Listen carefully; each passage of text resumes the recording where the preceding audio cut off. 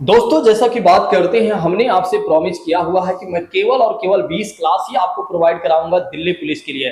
लेकिन best content के साथ मैं आपको दिल्ली पुलिस के लिए 20 क्लास प्रोवाइड कराऊंगा। जिन लोगों ने ये 20 क्लासेस को अच्छे तरीके से देख लिया, निश्चित तौर पर उसकी तैयारी बहुत बेहतर हो जाएगी और उसकी सफलता भी सुनिश्चित हो जाएगी। चलिए आइए प्रारंभ करते हैं बिना किसी और बात की चर्चा करते हुए। इस समय यदि आप देखें तो रात के 11 बजे हुए हैं और मैं वीडियो रिकॉर्ड कर रहा हूं आप लोगों के लिए, सिर्फ आप लोगों के लिए, आपके मदद के लिए कि आप लोगों का सिलेक्शन जरूर हो। चलिए आइए अब प्रारंभ करते हैं बिना किसी और बात की चर्चा करते हुए, सीधा आते हैं अपने टॉपिक पर। जैसा कि बात करते हैं, आप देख सकते हैं यहाँ पर लिखा गया है कि भारत की कर संरचना के बारे में, यानी कि टैक्स के बारे में आज हम जानने वाले हैं। टैक्स के बारे में यदि आप देखें तो इसका प्रावधान हमेशा से ही रहा है, चाहे वो रामायण काल में आप देखें, चाहे महाभारत काल में देखें, चाहे वो राजाओं महाराजाओं के समय में देखें या अंग्रेजों के समय में देखें, तो हमेशा से ही इसका प्रावधान रहा है। क्योंकि बिना इसके कोई भी राज्य, कोई भी सरकार नहीं चल सकती है। तो बिना टैक्स के ना तो कोई राज्य चल सकता है, ना ही कोई सरकार चल सकती है, ना ही कोई राजा शासन कर सकता है। तो टैक्स तो दोस्तों देना ही पड़ता है, उस देश के नागरिकों को देना पड़ता है, या वहां जैसे राजाओं का समय होता है जहां पर राजा रहते हैं तो वहां की जनता को देना पड़ता है, अपने राजा को, ताकि राजा क्या कर सके, अपनी शासन व्यवस्था को, अपने राज्य को सुचारू रूप से और क्रमबद्ध रूप से अपने शासन मतलब एक तरह से अपने राज्य को चला सके। उसी तरह से आप देखें, जिस तरह से एक राजा टैक्स लेता है उसी तरह से एक देश की सरकार लेती है और अपने नागरिकों से, ताकि क्या हो कि अपने देश को सुचारू और क्रमबद्ध रूप से सरकार देश को अच्छे तरीके से चला सके दोस्तों। ठीक है, क्योंकि बिना टैक्स से, मैंने आपको पहले ही बताया है, ना तो सरकार चल सकती है और ना ही देश चल सकता है।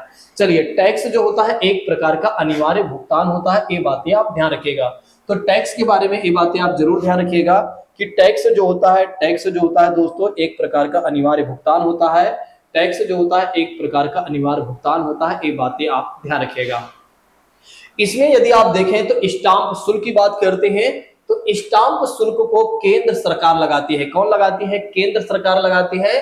लेकिन इसका कलेक्शन और इसके खर्च की जिम्मेदारी किसके पास है? तो इसके खर्च की जिम्मेदारी है राज्य सरकारों के पास। तो ऐसे में अगर आप देखें तो स्टाम्प शुल्क को कौन लगाती है? तो केंद्र सरकार लगाती है। लेकिन इसका एकत्रण और खर्च करने का अधिकार या जिम्मेदारी की बात करते हैं तो राज्य सरकारों के पास होता है दोस्तों। किसके पास होता है? तो राज्य सरकारों के पास होता है। अब एक प्रश्न आपके एग्जाम में बन सकता है कि आखिर आप हमें ये बता दीजिए कि स्टाम्प शुल्क को कौन लगाता है। तो आप जरूर ध्यान रख लीजिएगा, आपको पता हो चुका है कि केंद्र सरकार लगाती है। लेकिन अगर आपसे ये पूछा जाए कि आप हमें ये बता दीजिए कि कौन इसे खर्च करता है, तो आप क्या बताएंगे? केंद्र सरकार इसे खर्च, सॉरी, राज्य सरकारें इसे खर्च करती हैं। ठीक है, और कलेक्शन कौन करता है? तो राज्य सरकारें इसका भी कलेक्शन भी करती हैं और खर्च भी करती हैं, उन्हें यह अधिकार दिया गया है। नेक्स्ट बात करते हैं, अनिवार्य बचत का संबंध जो होता है वो किस पर होता है? व्यक्तिगत आय और धन पर कर से होता है। तो अनिवार्य बचत का जो संबंध होता है, रिलेशन होता है, वो इंडिविजुअल क्या होता है? इनकम पर, और साथ ही साथ एक तरह से धन पर कर से होता है। नेक्स्ट बात करते हैं, केंद्र सरकार के बारे में बात करते हैं। तो केंद्र सरकार क्या करती है कि संपदा शुल्क और विज्ञापन कर, यानी कि एडवर्टाइजमेंट पर भी क्या करती है? टैक्स लगाती है, और साथ ही साथ उसको एकत्र भी करती है, यानी कि उसे कलेक्ट भी करती है। लेकिन आगे चलकर क्या करती है? उन सभी टैक्सों को राज्यों में बांट देती है। उन सभी टैक्स को क्या करती है केंद्र सरकार? राज्यों में बांट देती है, जिस राज्य को जितने पैसे की आवश्यकता होती है। और टैक्स को कितना बांटना है उसके लिए वित्त आयोग का गठन किया जाता है अनुच्छेद 280 के तहत। ध्यान रखिएगा, अनुच्छेद 280 के तहत क्या किया जाता है? वित्त आयोग का गठन किया जाता है। प्रत्येक 5 वर्ष में किसके द्वारा किया जाता है? तो राष्ट्रपति के द्वारा किया जाता है। और यही जो वित्त आयोग होता है, यानी कि फाइनेंशियल कमीशन होता है, इसी का काम होता है एक तरह से केंद्र सरकार को सुझाव और सलाह देना कि किस राज्य को कितना पैसा देना चाहिए, मतलब किस राज्य को कितने पैसे की आवश्यकता है, उसको सुझाव कौन देता है?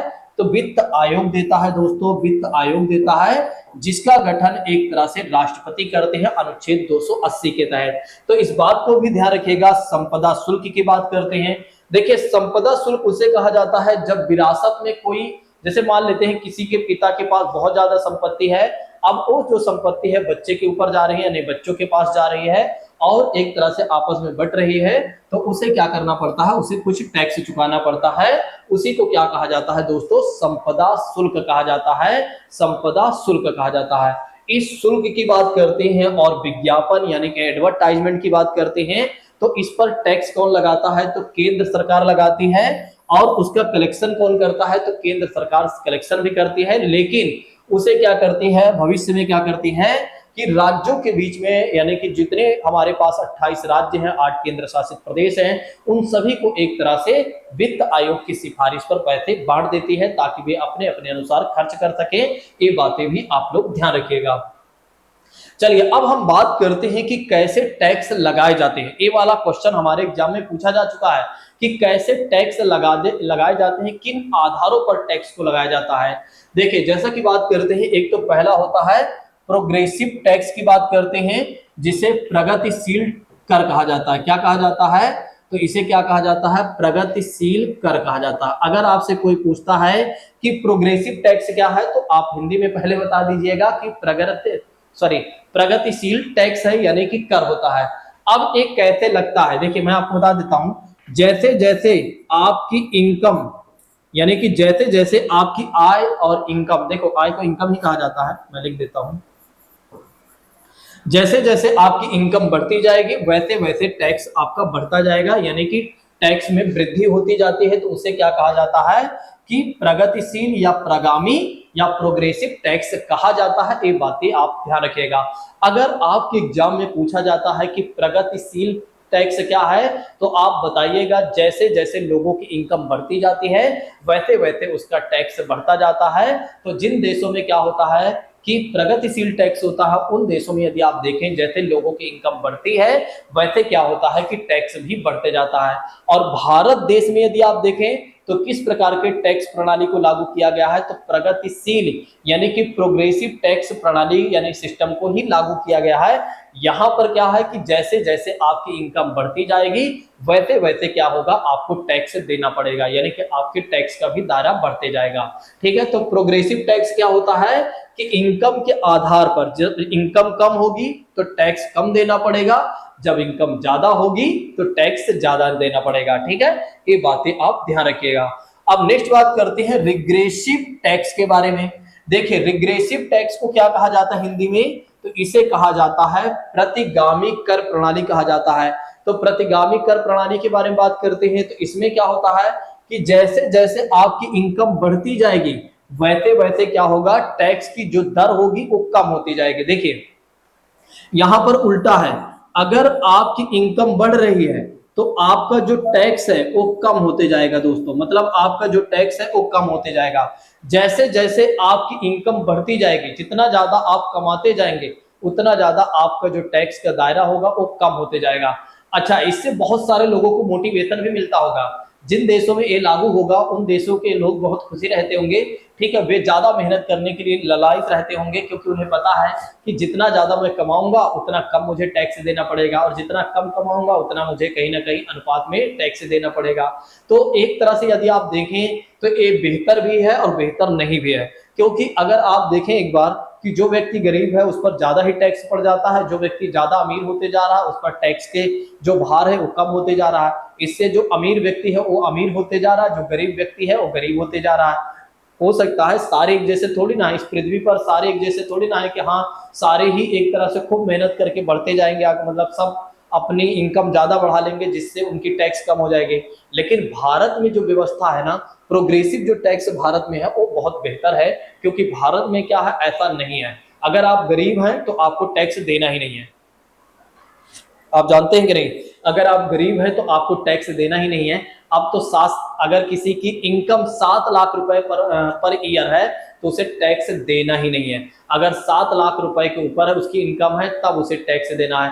और हमारे देश में अगर किसी की इनकम 10 लाख भी हो जाती है ना, तब भी वो 7 ही लाख दिखाता है, क्योंकि आप जानते ही हैं हमारे देश में क्या है, 7 लाख, भले 7 लाख छोड़ो 10 लाख भी इनकम हो जाएगी तब भी वो 7 ही लाख दिखाएंगे। जब उनकी 25 लाख इनकम हो जाएगी, 20 लाख इनकम हो जाएगी, तब दिखाएंगे कि भैया अब हम 7 लाख वाले पर एनम में आ चुके हैं, यानी कि अब पर ईयर में 7 लाख रुपए कमा रहा हूं, अब मैं टैक्स दूंगा। ठीक है, लेकिन यहाँ पर आप तो जानते हैं टैक्स की चोरी बहुत सारे लोग कर लेते हैं। ठीक है, लेकिन हमारा आयकर विभाग जो है हमेशा एक्टिव रहता है, ऐसा चोरी करने नहीं देता है। लेकिन फिर भी आप जानते हैं कि हमारे देश के लोग बहुत ही जुगाड़ू किस्म के होते हैं, वे जुगाड़ बना ही लेते हैं, अपनी संपत्ति किसी और के नाम कर देंगे और वो संपत्ति चलती रहेगी, खुद मॉनिटरेट करते रहेंगे। चलिए अब हम आगे बढ़ते हैं। तो रिग्रेसिव टैक्स समझ में आया कि नहीं? रिग्रेसिव टैक्स समझ में आया कि नहीं? आप लोग जल्दी से कमेंट करके बताइए कि रिग्रेसिव टैक्स में क्या होता है कि जैसे आपकी इनकम बढ़ती जाती है, जैसे जैसे आपकी इनकम बढ़ती जाएगी, वैसे वैसे क्या होगा कि टैक्स की जो दर होगी दोस्तों वो घटती जाएगी। टैक्स की जो दर होगी वो घटती जाएगी। और प्रोग्रेसिव टैक्स में क्या होता है? प्रोग्रेसिव टैक्स सिस्टम में क्या होता है कि जैसे जैसे आपकी इनकम बढ़ती जाएगी, वैसे वैसे आपके टैक्स की जो दर होगी वो भी बढ़ती जाएगी। चलिए अब हम बात कर लेते हैं अनुपातिक कर प्रणाली के बारे में, यानी कि प्रोपोर्शनल टैक्स के बारे में। देखिए अनुपातिक कर प्रणाली में क्या होता है, सभी आयों पर एक दर से कर लगाया जाता है, मतलब जितनी भी इनकम होती है बिल्कुल बराबर में एक अनुपात में ही टैक्स लगाया जाता है दोस्तों। और इसका करदाता की आय से कोई संबंध नहीं होता है। जैसा कि बात करते हैं बिक्री कर अनुपातिक कर का एक उदाहरण माना जाता है। सभी उपभोक्ता या आय की परवाह किए बिना समान निश्चित दर भुगतान करते हैं दोस्तों। ये बातें भी आप ध्यान रखिएगा प्रोपोर्शनल टैक्स के बारे में। चलिए अब हम आगे बढ़ते हैं। देखिए अगर आप देखें तो भारत में प्रत्यक्ष और अप्रत्यक्ष कर प्रणाली लागू है, मतलब डायरेक्ट टैक्स और इनडायरेक्ट टैक्स सिस्टम लागू है दोस्तों। जैसा कि बात करते हैं केंद्र सरकार द्वारा जो डायरेक्ट टैक्स लगाए जाते हैं वे कौन कौन से हैं? एक तो संपत्ति कर की बात करते हैं तो ये डायरेक्ट टैक्स है। निगम कर का मतलब हो जाता है कि कंपनियों पर लगने वाला जो टैक्स होता है उसे क्या कहा जाता है? निगम कर कहा जाता है।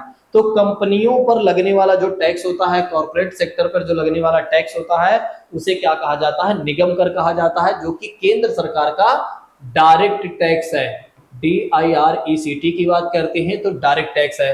संपदा शुल्क की बात करते हैं तो ये भी केंद्र सरकार का डायरेक्ट टैक्स है। और आयकर की बात करते हैं यानी कि इनकम की बात करते हैं तो इनकम पर जो टैक्स लगता है वो भी डायरेक्ट, इनकम पर जो टैक्स लगता है वो भी डायरेक्ट टैक्स है। उपहार कर की बात करते हैं, अगर आप कोई गिफ्ट लेते हैं तो उस पर भी टैक्स आपको देना पड़ता है, तो वो भी केंद्र सरकार की डायरेक्ट टैक्स है। पूंजी लाभ की बात करते हैं तो पूंजी लाभ पर भी जो आपकी कैपिटल एक तरह से बेनिफिट होता है उस पर भी टैक्स जो लगाया जाता है वो केंद्र सरकार का प्रत्यक्ष कर होता है। ये बातें भी ध्यान रखिएगा। आपके एग्जाम में पूछा जा सकता है कि केंद्र सरकार के प्रत्यक्ष कर कौन कौन से हैं। अगर हो सकता है आपके एग्जाम में ये पूछा जा सके कि कौन सा नहीं है। अगर आपको ये पता रहेगा सारे कौन कौन से हैं तभी आप ये बता पाएंगे कि कौन सा नहीं है। तो ध्यान रखिएगा, एक तो संपत्ति कर, निगम कर, संपदा शुल्क, आयकर, उपहार कर, पूंजी लाभ की बात करते हैं तो ये सारे ही केंद्र सरकार के डायरेक्ट टैक्स हैं। डायरेक्ट टैक्स का मतलब ये हो जाता है जिस पर लगाया जाता है उसी को ही देना पड़ता है, वो किसी और पर नहीं टाल सकता है। ठीक है, देखिए जिस पर यह टैक्स लगाया जाएगा उसी को ही देना पड़ेगा। ठीक है, तो उसे क्या कहा जाता है? डायरेक्ट टैक्स यानी कि प्रत्यक्ष कर कहा जाता है। ध्यान रखिएगा, एक बार फिर से मैं समझा देता हूं। अगर आपसे कोई पूछता है कि प्रत्यक्ष कर क्या होता है तो आप बताइएगा जिस पर टैक्स जो लगाया जाएगा उस टैक्स को उसी को भुगतान करना पड़ेगा, उसे क्या कहा जाएगा? प्रत्यक्ष कर यानी कि डायरेक्ट टैक्स कहा जाएगा। इनडायरेक्ट टैक्स का मतलब हो जाता है कि जिन वस्तुओं पर लगाया जाएगा या जिन चीजों पर लगाया जाएगा उस पर, मतलब जिस पर लगाया जाएगा उसे नहीं पे करना है, किसी और पर उसे पे करना होता है, उसे क्या बोला जाता है? इनडायरेक्ट टैक्स बोला जाता है। ठीक है, जिसे सीधे पे करके सीधे नहीं पे किया जाता है, मतलब डायरेक्ट नहीं पे किया जाता, उसे क्या कहा जाता है? अप्रत्यक्ष कर कहा जाता है। जैसे सीमा शुल्क की बात करते हैं, सीमा शुल्क की बात करते हैं, सेवा कर की बात करते हैं, और एक्सपेंडिचर टैक्स की बात करते हैं, और केंद्रीय उत्पाद शुल्क की बात करते हैं, बिक्री कर की बात करते हैं। जैसे कोई सामान आप बेचते हैं, ठीक है, आप कोई सामान खरीदते हैं तो फिर उस पर जो टैक्स आप देते हैं वो क्या होता है? आपका इनडायरेक्ट टैक्स होता है। जैसे कि बात करते हैं इस बोतल को अगर मैं खरीद रहा हूं तो इस बोतल पर जो मैं टैक्स दे रहा हूं उसे इनडायरेक्ट टैक्स कहा जाएगा। ठीक है, ये बातें आप ध्यान रखिएगा, भूलिएगा नहीं। ये है केंद्र सरकार के प्रत्यक्ष और अप्रत्यक्ष टैक्स यानी कि कर हैं जिस पर केंद्र सरकार लगाती है। प्रत्यक्ष कर के आधार पर और अप्रत्यक्ष कर के आधार पर। तो प्रत्यक्ष कर में आप संपत्ति कर ये सारी चीजें याद रखेंगे, अप्रत्यक्ष कर में आप ये सारी चीजें याद रखेंगे। अब बात कर लेते हैं राज्य सरकार के बारे में कि राज्य सरकार डायरेक्ट टैक्स किस पर लगाती है। एक तो पहली बात करते हैं भू राजस्व की बात करते हैं, ठीक है। दूसरी बात करते हैं व्यवसाय कर की बात करते हैं, फिर कृषि आय व्यापार की बात करते हैं। तो इस पर जो टैक्स लगाया जाता है वो केंद्र सरकार का प्रत्यक्ष कर होता है। तो इन पर जो टैक्स लगाया जाता है या इन सब सारी चीजें जो होती हैं वे सारी राज्य सरकार की यानी कि स्टेट गवर्नमेंट की क्या होते हैं, एक तरह से प्रत्यक्ष कर होती हैं दोस्तों, यानी कर होता है। ये बातें आप ध्यान रखिएगा। तो स्टेट गवर्नमेंट के प्रत्यक्ष कर में भू राजस्व व्यवसाय कर, कृषि आय कर, कृषि आय व्यापार कर, ये बातें आप ध्यान रखिएगा। अब बात कर लेते हैं इनडायरेक्ट टैक्स के बारे में। स्टेट गवर्नमेंट के इनडायरेक्ट टैक्स कौन कौन से हैं। तो राज्य उत्पाद शुल्क की बात करते हैं, बिक्री कर की बात करते हैं, विज्ञापन कर की बात करते हैं, यानी कि एडवर्टाइजमेंट पर जो टैक्स लगता है वो क्या होता है, एक तरह से राज्य सरकार का अप्रत्यक्ष कर होता है। चलिए अब हम आगे बढ़ लेते हैं। देखिए निगम कर किसे कहा जाता है, जो कि हमने स्टार्टिंग में ही बताया था कि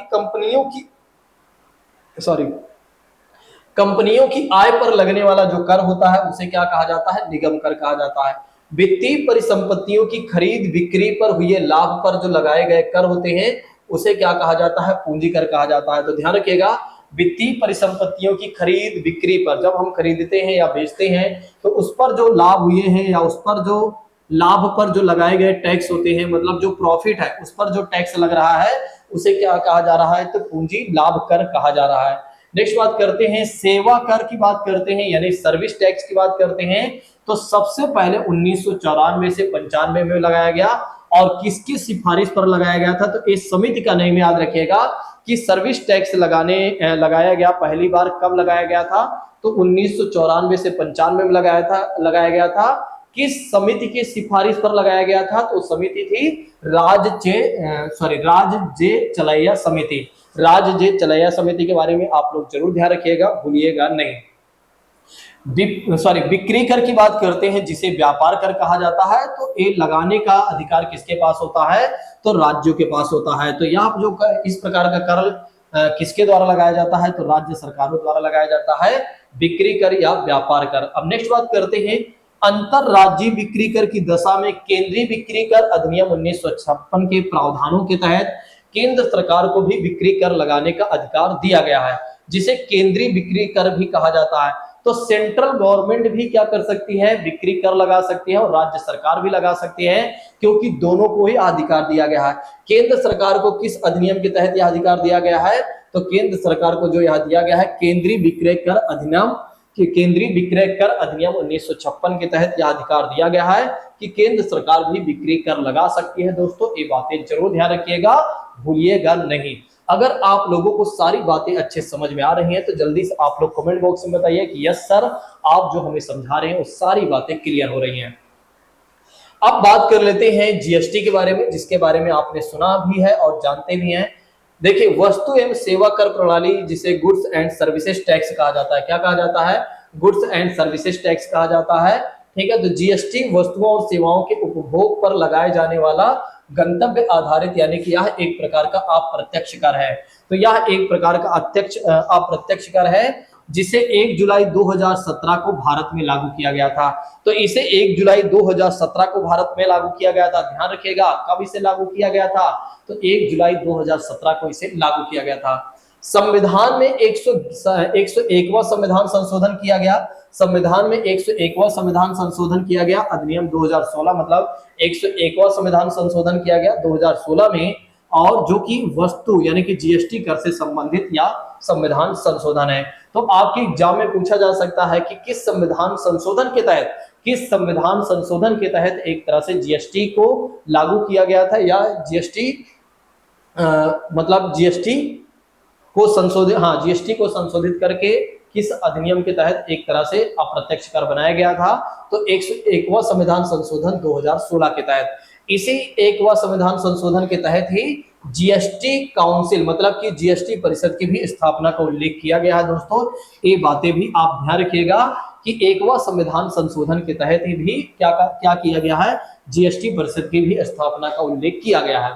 चलिए नेक्स्ट बात करते हैं केंद्र सरकार के समाप्त होने वाले अप्रत्यक्ष कर, मतलब जो केंद्र सरकार पहले जीएसटी के पहले जो टैक्स लगाती थी दोस्तों, अब वे टैक्स समाप्त हो चुके हैं। कौन कौन से हैं? एक तो सीमा शुल्क, वैट केंद्रीय उत्पाद शुल्क है, फिर केंद्रीय बिक्री कर की बात करते हैं और सेवा कर की बात करते हैं। तो ये सारे टैक्स अब समाप्त हो चुके हैं, मतलब ये सारे टैक्स केंद्र सरकार के जो अप्रत्यक्ष वाले टैक्स हुआ करते थे वे खत्म हो चुके हैं। इसके स्थान पर कौन से टैक्स आ चुका है? कौन सा टैक्स आ चुका है? तो है दोस्तों जीएसटी आ चुका है। राज्य सरकारों के पास समाप्त होने वाले अप्रत्यक्ष कर कौन कौन से हैं? एक तो बिक्री कर, व्यापार कर जिसे कहा गया है, स्टाम्प शुल्क या पंजीयन शुल्क की बात करते हैं, राज्य उत्पाद शुल्क या वाहनों पर कर, वस्तुओं के यात्रियों पर लगने वाले जो परिवहन कर होता है, प्रवेश कर, विज्ञापन कर, शिक्षा या उपकर या सट्टेबाजी पर जो टैक्स, कच्चे झूठ पर जो टैक्स लगता था, इस सारे टैक्स खत्म करके अब सीधा और सीधा कौन सा टैक्स लग रहा है? तो जीएसटी टैक्स लग रहा है। तो सीधा और सीधा यदि आप देखें तो अब कौन सा टैक्स लग रहा है दोस्तों? तो जीएसटी टैक्स लग रहा है। ये बातें आप ध्यान रखिएगा, भूलिएगा नहीं। चलिए अब हम आगे बढ़ लेते हैं, ठीक है। चलिए आगे बढ़ते हैं चीजों को लेकर। भारत के जीएसटी के तहत समाप्त ना होने वाले अप्रत्यक्ष कर, इसके अंतर्गत देखिए जीएसटी के अंतर्गत कौन कौन से अप्रत्यक्ष कर हैं जो आज भी अभी समाप्त नहीं हुए हैं, यानी कि इन पर अलग से टैक्स लगता है, जीएसटी वाला टैक्स नहीं लगता है, ठीक है, यानी कि इनडायरेक्ट टैक्स अलग लगता है।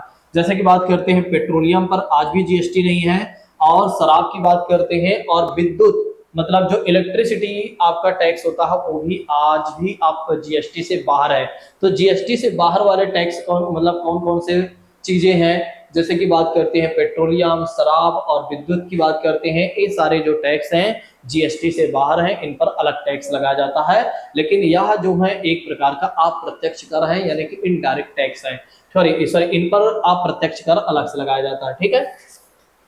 जिन पर जीएसटी लागू नहीं हुआ है और इन्हें भविष्य में समाप्त किया जाएगा, हो सकता है भविष्य में क्या किया जाए, इन पर भी जीएसटी लगने लगे, ठीक है। अभी अलग प्रकार का अप्रत्यक्ष कर लगता है। जीएसटी के अंतर्गत लागू करों की बात करते हैं तो जीएसटी के अंतर्गत 4 प्रकार के कर हैं, 5, 12, 18 और 28%। ध्यान रखिएगा, 5, 12, 18 और 28% को याद रखिएगा, जो कि जीएसटी के अंतर्गत 4 प्रकार के कर हैं। ज्यादातर दैनिक उपभोग की वस्तुओं पर कोई कर नहीं लगाया गया, अर्थात 0% आज भी टैक्स है। चलिए अब बात कर लेते हैं भारत की 5 पंचवर्षीय योजनाओं के बारे में। आइए हम आगे बढ़ते हैं चीजों को लेकर। चलिए देख लेते हैं भारत की पंचवर्षीय योजनाओं के बारे में, ज्यादा इस पर समय नहीं लेंगे। देखिए सबसे पहली भारत की जो पहली पंचवर्षीय योजना की शुरुआत की गई थी 1951 से 56 में की गई थी। 8 दिसंबर 1951 को प्रधानमंत्री जवाहरलाल नेहरू ने भारत की संसद में पहली पंचवर्षीय योजना की शुरुआत किया था। तो ये बातें जरूर ध्यान रखिएगा, किसने इस योजना की शुरुआत किया था? तो भारत के पहले प्रधानमंत्री पंडित जवाहरलाल नेहरू ने किया था। और किस मॉडल पर किया था? तो हैरोल्ड डोमर मॉडल पर स्टार्ट किया था। दोस्तों ये बातें ध्यान रखिएगा, ये पूछा जाता है किस मॉडल पर इसकी शुरुआत की गई थी या किया गया था। उस समय भारत 3 समस्याओं का सामना कर रहा था जब इसकी शुरुआत की गई। एक तो शरणार्थियों की आमद, यानी कि बहुत सारे पाकिस्तानी, और पाकिस्तान की बात करते हैं तो पाकिस्तान से बहुत सारे लोग भारत में आ रहे थे। भोजन की भारी कमी थी और काफी एक तरह से परेशानियां बढ़ रही थी, जिसकी वजह से पहली पंचवर्षीय योजना की शुरुआत की गई थी। 1951 से 1956 तक यह योजना चली थी। नेक्स्ट बात करते हैं दूसरी पंचवर्षीय योजना की बात करते हैं, 56 से 61 की बात करते हैं। तो इसका फोकस जो था तेजी से औद्योगिकीकरण करना था, यानी कि इंडस्ट्रियलाइजेशन पर फोकस करना था, और विशेष रूप से भारी उद्योग और पूंजीगत वस्तुओं जैसे कि बात करते हैं लोहा, इस्पात, रसायन आदि या मशीन निर्माण उद्योगों का विकास करना। और किस योजना के आधार पर? तो ध्यान रखिएगा इसे विकसित किया गया था, मतलब कि प्रोफेसर इसको विकसित किसने किया था? तो ध्यान रखिएगा प्रोफेसर महालनोबिस ने योजना को विकसित किया था। दोस्तों ये बातें ध्यान रखिएगा। दूसरी पंचवर्षीय योजना में किस पर फोकस किया गया था? तो इंडस्ट्रियलाइजेशन पर फोकस किया गया था। और किस आधार पर या किसके द्वारा इसे विकसित किया गया था? तो प्रोफेसर महालनोबिस द्वारा इस योजना को विकसित किया गया। अब तीसरी पंचवर्षीय योजना की बात करते हैं, 61 से लेकर 66 तक बातें थी। और तीसरी पंचवर्षीय योजना का लक्ष्य ये था कि भारत को आत्मनिर्भर बनाना, यानी कि स्व उत्पादक, स्वयं से उत्पादन करना, और ताकि क्या हो सके, इसकी जो समस्याएं हैं वो एक तरह से खत्म हो सके। जो काफी ज्यादा प्रॉब्लम्स है उसको खत्म करने के लिए एक तरह से आत्मनिर्भर और स्व उत्पादक अर्थव्यवस्था के आधार पर इस योजना की शुरुआत की गई थी, यानी कि इस योजना का कहीं ना कहीं लक्ष्य था। योजना ने देश में कृषि उत्पादन की वृद्धि दर को धीमा कर दिया था, जिससे भारत के आर्थिक विकास काफी सीमित हो चुका था। दरअसल क्या था, इस समय हमारे लिए काफी समस्याएं थी। जैसे कि बात करते हैं, इस समय हमारे देश पर एक तरह से बहुत बड़ा संकट चल रहा था। जैसा कि बात करते हैं, एक तो 1961 और 62 में भारत चाइना का युद्ध, चाइना ने इसी समय युद्ध कर दिया था, जिसकी वजह से भारत की जो स्थिति रही है काफी ज्यादा एक तरह से डामाडोल हो जाती है। फिर बात करते हैं 1965 से 66 की बात करते हैं, तो भारत और पाकिस्तान का युद्ध हो जाता है। और फिर उसके बाद क्या होता है, 1965 और 66 में ही क्या होता है, एक तरह से भयंकर बाढ़ भी पड़ जाता है, और जिसकी वजह से काफी ज्यादा समस्याएं हो जाती हैं, और जिसके वजह से क्या होता है, यह योजना पूरा नहीं हो कर पाती है अपने लक्ष्य को। तो ये बातें जरूर ध्यान रखिएगा। जो तीसरी पंचवर्षीय होती है वो अपने लक्ष्य को पूरा नहीं कर पाती है, और क्यों नहीं कर पाती है, कारण यहाँ पर हमने लिखवा दिया है, यानी कि बता दिया है। चलिए अब हम आगे बढ़ लेते हैं।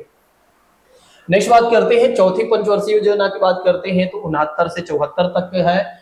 इस योजना के दो मुख्य उद्देश्य था। एक तो उद्देश्य थे स्थिरता के साथ विकास और आत्मनिर्भरता की प्रगतिशील की उपलब्धि। इसका लक्ष्य था राष्ट्रीय आय की 5.5% औसत में वृद्धि करना, और समाज के कमजोर वर्गों के लिए राष्ट्रीय न्यूनतम प्रावधान, जैसे गरीबी हटाओ या न्याय के साथ विकास भी कहा गया। मतलब कहीं ना कहीं इस समय गरीबी हटाओ की भी बात की गई है। ठीक है, हालांकि 1971 से 72 के एक और भारत पाकिस्तान का युद्ध हो जाता है, और जिसकी वजह से क्या होता है कि एक तरह से वित्तीय संकट उत्पन्न हो जाता है। देखिए, भारत पाकिस्तान का फिर युद्ध हो जाता है, और जिसकी वजह से भारत को फिर से उभरने में समय लग जाता है। देखिए, अब बहुत सारे लोग ये कहते हैं कि नेहरू जी ने कोई काम नहीं किया है, ठीक है, लेकिन एक चीज ये तो देखिए आप, उनके समय में इतने सारे युद्ध हुए हैं, सारी चीजें हुई हैं, जिसकी वजह से सब कुछ सामना करते हुए भी देश को आगे बढ़ा पाना काफी कठिन हो जाता है। एक बार आपके घर में या आपके साथ कोई समस्या थोड़ी सी हो जाती है तो आप डिसबैलेंस हो जाते हैं 3-4 महीने के लिए। ये तो पूरा देश की बात करते हैं। अब पूरा देश कैसे चलाना होता है, क्या क्या चीजें देखना होता है, ये आप जानते हैं। ठीक है, चलिए आगे बढ़ते हैं। भारत की 5वीं पंचवर्षीय योजना की बात करते हैं, 1974 से लेकर 79 तक की बात करते हैं। इस समय क्या होता है, आयात प्रतिस्थापन कर निर्यात को बढ़ावा दिया जाता है। मतलब एक तरह से आयात को कम किया जाता है और निर्यात को बढ़ावा दिया जाता है कहीं ना कहीं। और इसके अलावा इसमें आवास, पेयजल, प्राथमिक शिक्षा आदि सूचना, मतलब आदि चीजों पर भी कहीं ना कहीं ध्यान दिया जाता है, और एक प्रकार का राष्ट्रीय कार्यक्रम को भी चलाया जाता है, ताकि लोगों के पास एक तरह से घर होने लगे, स्वच्छ पानी मतलब एक तरह से मिलने लगे, पेयजल उन्हें स्वच्छ पानी उन्हें मिलने लगे, और उन्हें एक तरह से बच्चों को एक तरह से प्राथमिक शिक्षा मिलने लगे। कहीं ना कहीं ये बातें भी आ जाती हैं। चलिए नेक्स्ट बात करते हैं, 7वीं पंचवर्षीय योजना की बात करते हैं। तो ये ध्यान रख लीजिएगा कब से कब तक चली थी, 1985 से 90। और 8वीं पंचवर्षीय योजना की बात करते हैं, 92 से 97। और भारत की 9वीं पंचवर्षीय योजना की बात करते हैं, 1997 से 2002। और जो भारत की 10वीं पंचवर्षीय योजना रही है दोस्तों, वो रही है 2002 से लेकर 2007 तक। ये बातें ध्यान रखिएगा। इस समय कुछ योजना के प्रमुख लक्ष्य थे, इस योजना के कुछ प्रमुख लक्ष्य थे, जैसे 10 साल में प्रति व्यक्ति आय के दुगुना करना। इस समय सरकार का ये लक्ष्य था कि हम पर व्यक्ति के क्या कर सकें, एक तरह से उनकी आय को दुगुना कर सके। उच्च विकास की दर से लोगों के जीवन की गुणवत्ता में सुधार होना चाहिए। ठीक है, इसका लक्ष्य रखा गया था 10वीं पंचवर्षीय योजना में, जो 2002 से लेकर 2007 तक चली थी। नेक्स्ट बात करते हैं 11वीं पंचवर्षीय योजना की बात करते हैं, 2007 से लेकर 2012 तक चली थी। और इसका लक्ष्य था कि तेजी और अधिक समावेशी विकास करना, मतलब तेजी के साथ भारत को डेवलपमेंट करना, एक तरह से इसका विकास था। अब 12वीं पंचवर्षीय योजना की बात करते हैं, 2012 से लेकर 2017 तक। यह लास्ट योजना रहती है, क्योंकि इसी के बीच में क्या होता है, नरेंद्र मोदी जी भारत के प्रधानमंत्री बनते हैं 2014 में। और 2014 में क्या होता है, प्रधानमंत्री नरेंद्र मोदी जी, मतलब नरेंद्र मोदी जी भारत के प्रधानमंत्री। अरे यार मैं क्या लिख दे रहा हूं बार बार, 2024 याद आ रहा है। 2014 की बात करते हैं तो मोदी जी इस समय प्रधानमंत्री बन जाते हैं, मतलब एक तरह से गैर कांग्रेसी प्रधानमंत्री बन जाते हैं, और जिसकी वजह से क्या होता है, पंचवर्षीय योजना का जो काम होता है वो खत्म हो जाता है। मतलब पूरी तरीके से ऐसी योजनाओं को खत्म कर दिया जाता है सरकार के द्वारा। दोस्तों, अगर आप लोगों को क्लासेस बेहतर लग रही हो तो आप लोग कमेंट बॉक्स में जरूर बता दिया करें। अभी एक क्लास इकोनॉमी की, एक या दो क्लास और होगी, फिर उसके बाद खत्म। फिर 3-4 क्लास हिस्ट्री के, 2-3 क्लास इसी तरह से ज्योग्राफी, सारी क्लास इसी तरह से मैं करवा दूंगा। ठीक है, आप लोग चीजों को देखते चलिए, बिल्कुल भी नजरअंदाज मत कीजिए। भले ही आपको चीजों को आ रही हैं, लेकिन अगर आप देखते हैं तो निश्चित तौर पर सारी चीजें आपका रिवीजन भी होते रहेंगे, और आपका रिवीजन हो जाएगा, और जिससे आपकी तैयारी और आपकी सफलता सुनिश्चित हो सकेगी। बाकी की बातें करेंगे अगली क्लास में। Thank you so much. जय हिंद दोस्तों, take care all of you.